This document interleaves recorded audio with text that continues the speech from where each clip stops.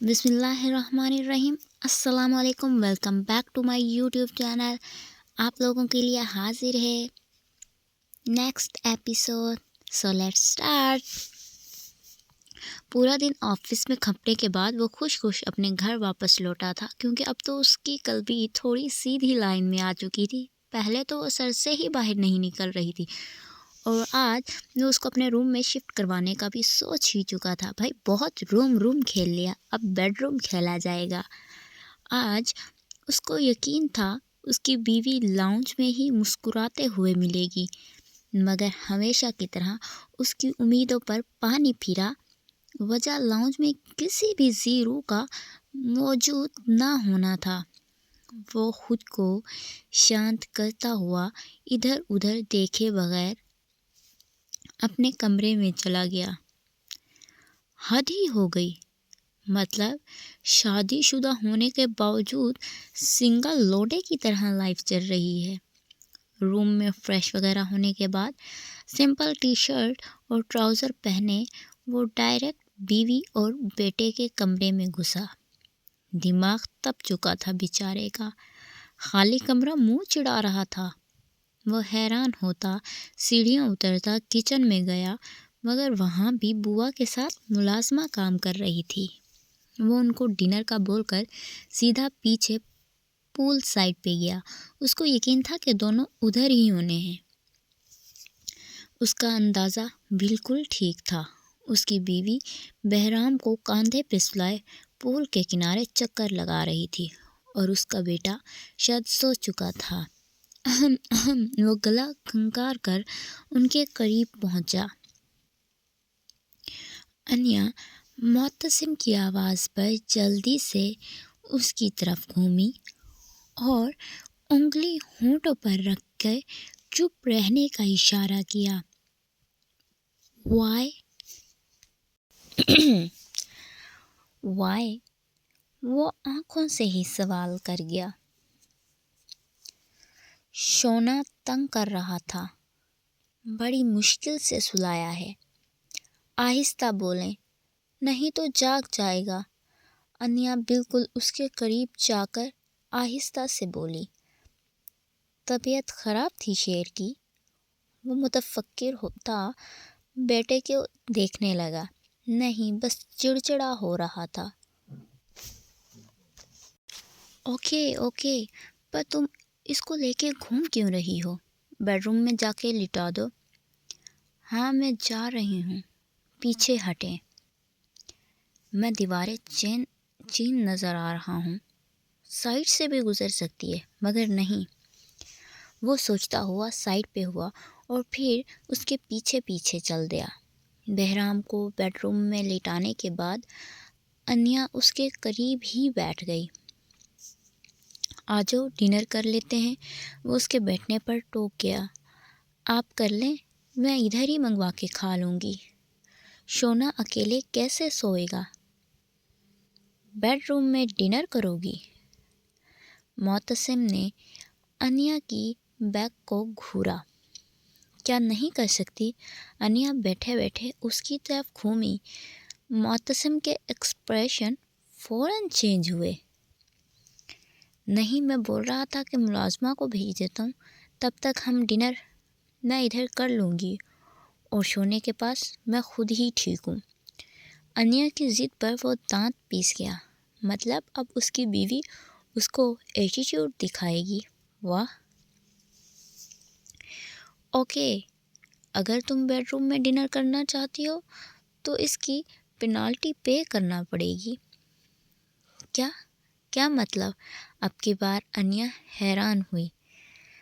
مطلب یہ کہ اس گھر میں کھانا ہمیشہ ڈائننگ ٹیبل پر ہی کھایا جاتا ہے۔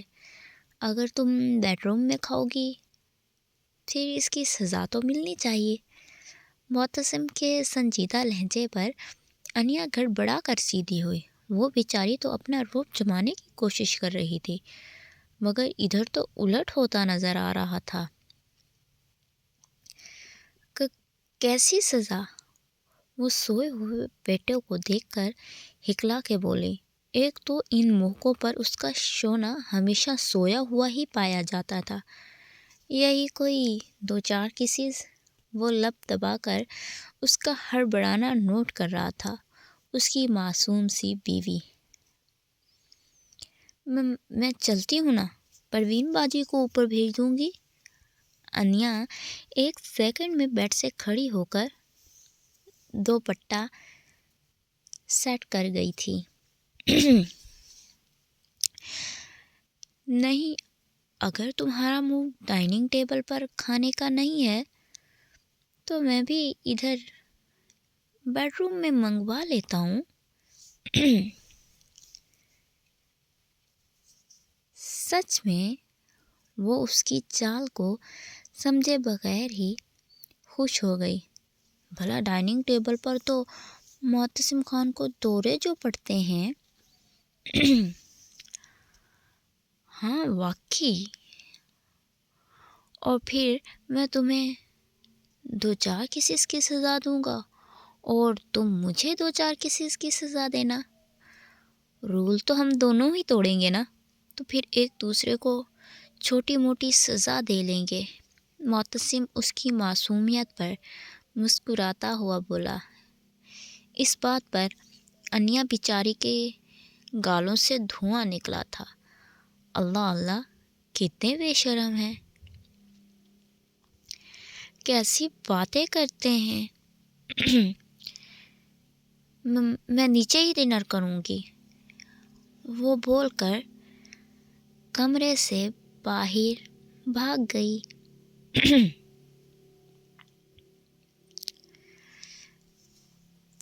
معتصم اس کے بھاگنے پر مسکراتا ہوا بہرام کو چوم گیا۔ شیر، آپ کی مم ڈیڈی کے ساتھ چلاکی کر رہی تھی، پر معتصم خان کے سامنے کسی کی چل سکتی ہے کیا؟ میرے ساتھ ڈنر کرنے کی بجائے بیڈ روم میں کرنا چاہ رہی تھی، پر نہ، جو اصول ہے سو اصول ہے میری معصوم سی قلبی۔ معتصم دل ہی دل میں اپنی بیوی سے مخاطب ہوا اور پھر خود بھی کمرے سے باہر نکل گیا تاکہ کسی ملازمہ کو شیر کے پاس بھیج سکے۔ عامر، تم کبھی چھٹیوں پر نہیں گئے؟ پچھلے 4 سال سے مسلسل میرے ساتھ دایان شاہ آفس میں کام کرتے کرتے اور میٹنگ شیڈول پوچھتے عامر سے یہ بھی پوچھ گیا۔ عامر نے بھی ٹیب سے نظریں ہٹا کر اپنے سر کو دیکھا جو اس کو دیکھ کر مسکرا رہا تھا۔ اللہ خیر ہی کرے، آج کل تو سر کی بے وجہ ہی مسکراہٹیں نظر آ رہی ہیں۔ یس سر، اس کی مؤدبانہ آواز سن کر دایان شاہ پھر سے مسکرایا۔ تو پھر تم ایسا کیوں نہیں کرتے کہ ایک ماہ کے لیے چھٹی لے کے کہیں گھوم پھر آؤ؟ نہیں سر، بالکل نہیں، مجھے چھٹی نہیں چاہیے، میں کام کے ساتھ ہی ٹھیک ہوں۔ عامر، اگر تم چھٹی کرو گے تو ہی تمہاری بھابھی میں کو کسی بہانے اپنے ڈپارٹمنٹ میں لا سکوں گا، نہیں تو پھر کیا بول کر اس کو اپنے ڈپارٹمنٹ میں رکھوں گا۔ تمہارے جانے کے بعد وہ ایک ماہ کے لیے پرسنل اسسٹنٹ تو بن سکتی ہے۔ یس سر، مجھے فیملی ایمرجنسی کی وجہ سے کہیں جانا پڑ رہا ہے، اسی وجہ سے مجھے ایک ماہ کے لیے چھٹیاں چاہیے۔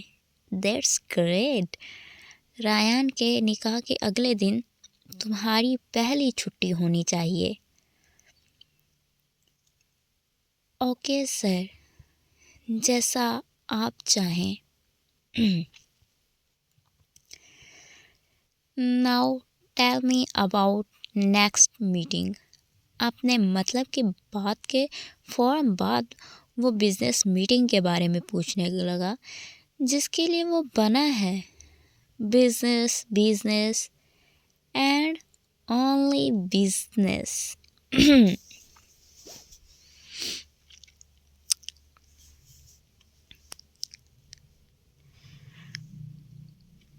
مہاپارا نے کہا کہ اگلے دن چھٹی کا ارادہ کر کے بیٹھی تھی۔ چونکہ اروپ بھی چھٹیوں پر تھی، اسی وجہ سے وہ تھوڑا نہیں بہت زیادہ لیزی فیل کر رہی تھی، اور پھر اس کے علاوہ اپنے ساتھ بیتے واقعے کا بھی کچھ اثر تھا۔ مگر یونی والوں کو اس کی چھٹیاں کچھ خاص پسند نہیں آئی تھی، کیونکہ صبح سویرے ہی گروپ میں میسج ریسیو ہوا کہ آج اسٹوڈنٹس ہر حال میں یونی تشریف لے آئیں، شاید کوئی امپورٹنٹ لیکچر ہونا ہے۔ وہ نہ چار مرے قدموں سے تیار ہوتی بغیر ناشتے کے ہی یونی کے لیے نکل گئی تھی۔ سچ شکر سویرے سویرے محلے کی گلیاں سنسان تھیں، ورنہ تو سب نے اس کو دیکھ کر طرح طرح کی باتیں کرنی تھی۔ یونی جا کر 2-4 لیکچر کے بعد بھی کچھ خاص نہیں ہوا تو وہ بور ہوتی گھر جانے کا سوچ کر یونی گراؤنڈ میں ہی پہنچی تھی جب فون رنگ پر وہ بیگ سے فون نکال کر نمبر دیکھ گئی، اور نمبر دیکھ کر اس کو کرنٹ سا لگا۔ اسکرین پر سر دایان چمک رہا تھا۔ وہ خود کو کانفیڈنٹ کرتی کال پک کر گئی۔ السلام علیکم، دایان شاہ اسپیکنگ۔ وعلیکم السلام، پر اعتمادی سے سلامتی کا جواب دیا۔ میرا ڈرائیور یونی کے باہر تمہیں پک کرنے کے لیے کھڑا ہے، فری ہو کر پہنچو۔ مگر کیوں؟ کام ہے تھوڑا سا۔ میں گھر جا رہی ہوں، میں نہیں آ رہی۔ محترمہ کیا چاہتی ہو میں گھر سے لینے آؤں؟ گھر سے کیوں؟ جب ڈرائیور کے ساتھ نہیں آؤ گی تو پھر گھر سے ہی پک کرنا پڑے گا نا۔ آ رہی ہوں میں، وہ پاؤں پٹکتے ہوئے گیٹ کی جانب بڑھی۔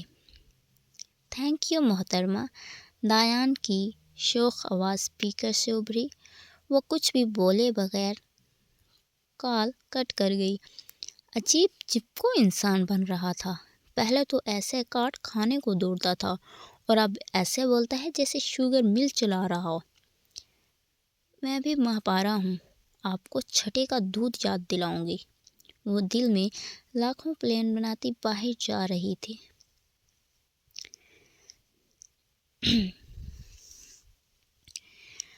آج ہی تازہ خبر ملی ہے۔